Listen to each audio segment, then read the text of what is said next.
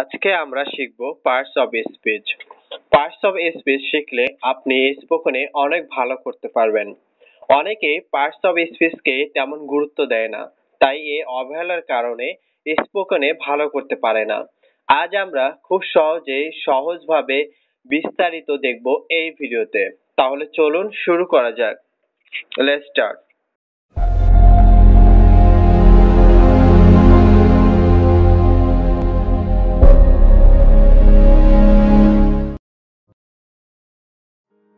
Parts of speech অর্থাৎ part অর্থ হচ্ছে অংশ, অফ অর্থ আমরা জানি এর, এবং স্পিচ অর্থ বাক্য। তাহলে টোটাল দাঁড়ালো বাক্যের অংশ। What is parts of speech? যে শব্দগুলি দ্বারা বাক্য গঠিত হয় সেই শব্দগুলিকে ইংরেজিতে পার্টস অফ স্পিচ বলে। পার্টস অফ স্পিচ কত প্রকার? ইংরেজিতে পার্টস অফ স্পিচ 8 প্রকার। Noun, pronoun, adjective, verb, adverb, preposition, conjunction, interjection. প্রথমে আমরা নাউন কি কাকে বলে আমরা দেখে নেই। নাউন অর্থাৎ বিশেষ্য, যে শব্দ দ্বারা কোনো কিছুর নাম বোঝায়, অর্থাৎ যে কোনো ধরনের নাম হতে পারে, যেমন ব্যক্তি, বস্তু, প্রাণী, জাতি, শ্রেণী, স্থান, অবস্থা, কাল, গুণ, দোষ ইত্যাদি বোঝায়, তাকে নাউন বলে।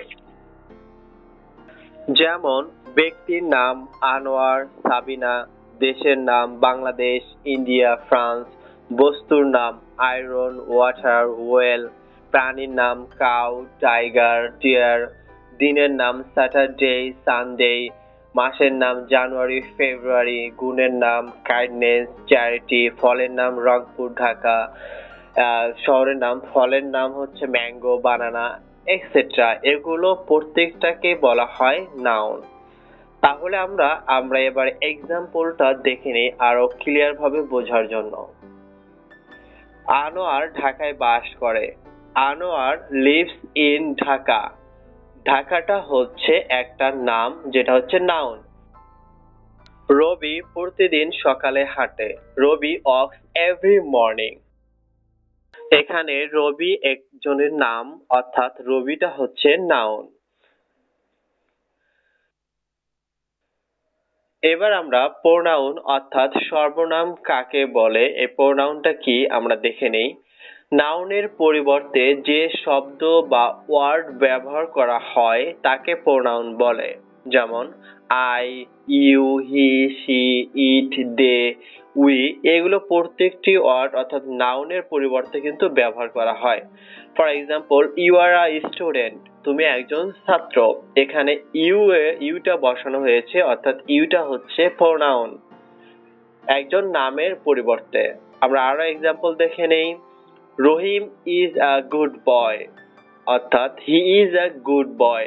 এখানে রহিমের পরিবর্তে হি ব্যবহার হয়েছে, এজন্য হিটা হচ্ছে pronoun. Rikta is my sister, she is my sister, সে আমার বোন, অর্থাৎ রিক্তার জায়গায় শি বসেছে, এজন্য শিটা হচ্ছে pronoun. The cow is a domestic animal, it is a domestic animal. এই ইট দ্বারা দা কাউকেই বোঝানো হচ্ছে, এখানে ইটটাই হচ্ছে দা কাউ এর পরিবর্তে বসেছে, অর্থাৎ প্রোনাউন। এবার আমরা অ্যাডজেক্টিভ অর্থাৎ বিশেষণটা অর্থাৎ গুণটা কি আমরা দেখব।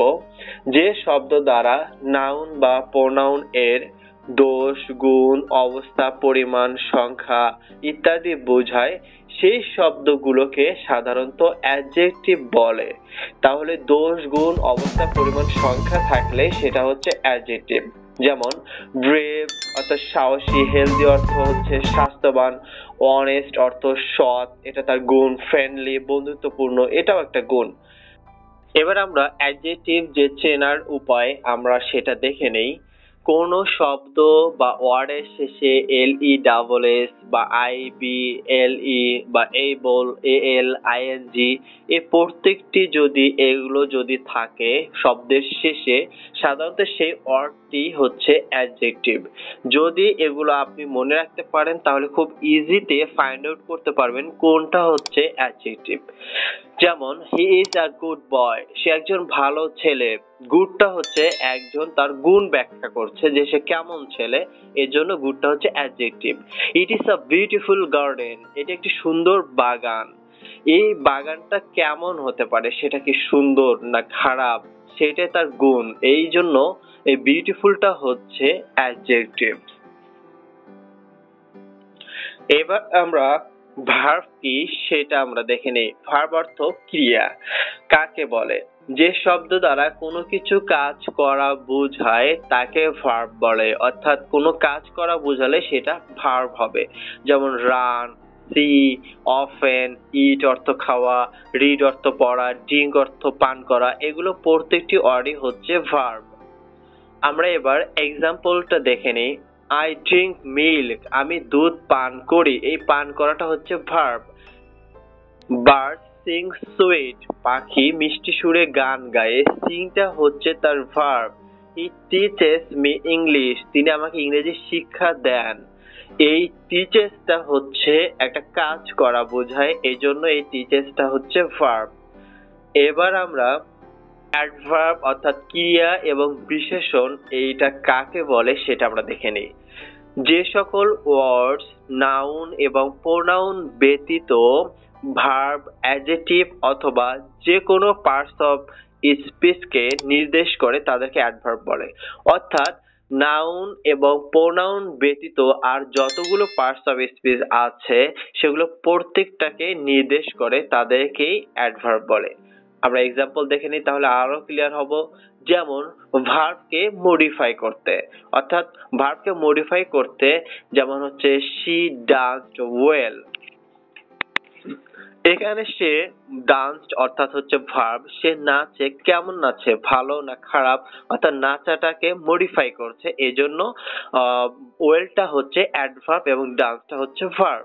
সুমা স্যাং সুইটলি, সুমা যে গান গায় সেটা আসলে কেমন করে গান গায়, বা সুমার গলাটা কেমন, অর্থাৎ সুইটলি মানে মিষ্টি সুরে গান গায়।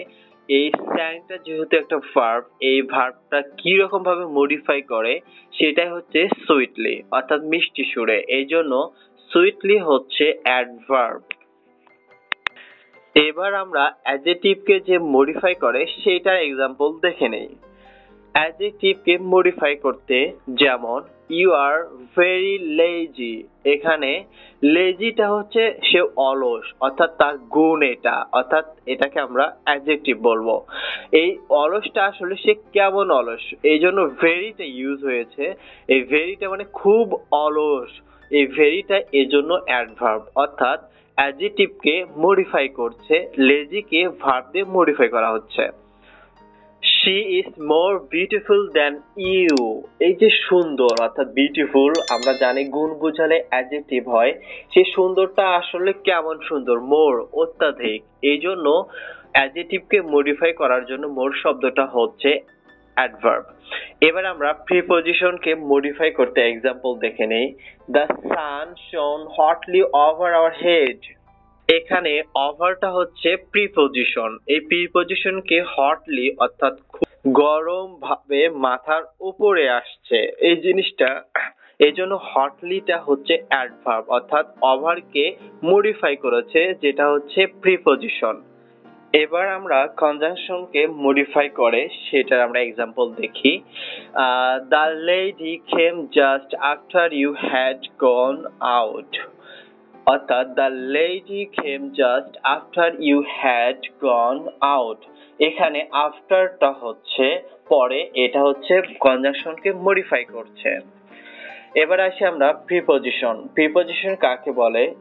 যে শব্দ নাউন বা প্রোনাউনের পূর্বে বসে ওই নাউন বা প্রোনাউনের সঙ্গে বাক্যের অন্য শব্দের সম্পর্কটা বুঝিয়ে দেয় সেটাকে বলা হয় প্রিপজিশন। যেমন ওভার, ওয়ান উপরে, ইনটু মধ্য, ইন ভিতরে, অ্যাভব অর্থাৎ উপরে, এই প্রত্যেকটি শব্দই নাউন বা প্রোনাউনকে বুঝিয়ে দিবে অন্য শব্দগুলোর সাথে সম্পর্কটা। তাহলে আমরা আরো ক্লিয়ার ভাবে বোঝানোর জন্য আমরা এক্সাম্পলটা দেখে নেই। The students are in the class, অর্থাৎ ছাত্রছাত্রীরা আসলে কোথায় আছে, ভিতরে আছে না ক্লাসে না বাহিরে আছে।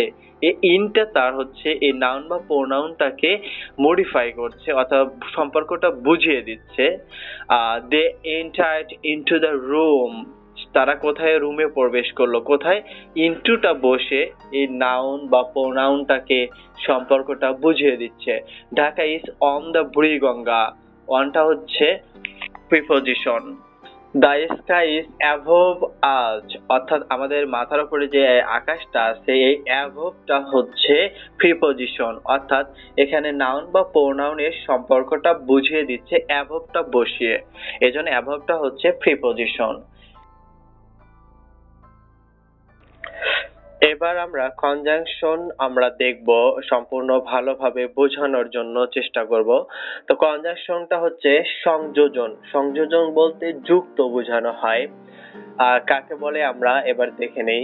যে ওয়ার্ড দুটি শব্দ বা বাক্যকে সংযুক্ত করে তাকে কনজাংশন বলে, অর্থাৎ দুটি শব্দ হতে পারে অথবা কোনো একটা বাক্য হতে পারে, একটা শব্দ হতে পারে, দুইটাকে যুক্ত করবে, সেটা হচ্ছে যেমন and, but, or, if, then, because।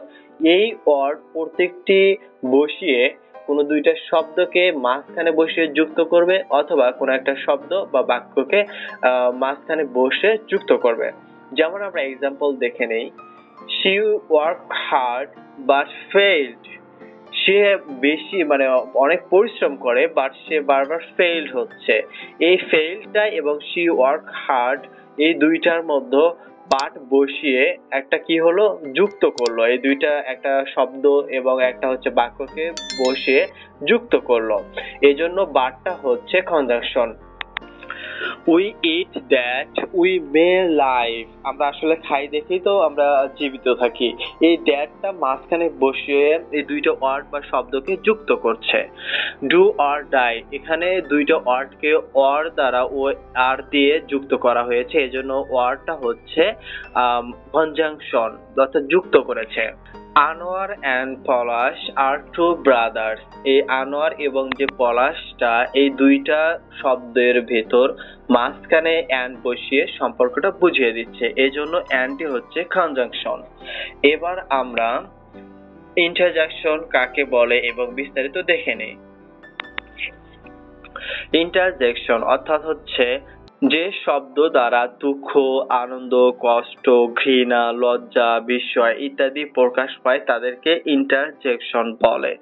R it's very simple, তাহলে আমরা আরো ক্লিয়ার ভাবে হওয়ার জন্য এক্সাম্পলটা দেখে নেই। যেমন আনন্দ প্রকাশ করার জন্য আমরা বলি hurray we won the match, এখানে হুররেটা আনন্দের জন্য। দুঃখ প্রকাশ alas she is no more, সে আর আসলে নাই, এখানে আলাস শব্দটা দুঃখ প্রকাশ করার জন্য।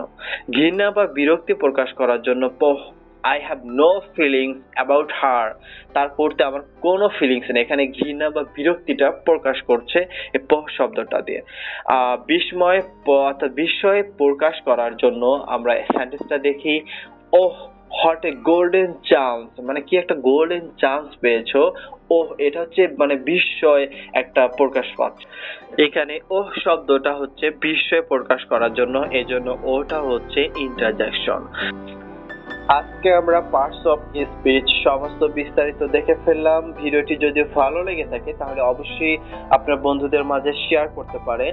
এরপরে আমরা নাউন, প্রিপজিশন সবগুলোর আমরা অ্যানালাইসিস দেখব এবং খুব সহজভাবে বোঝার জন্য।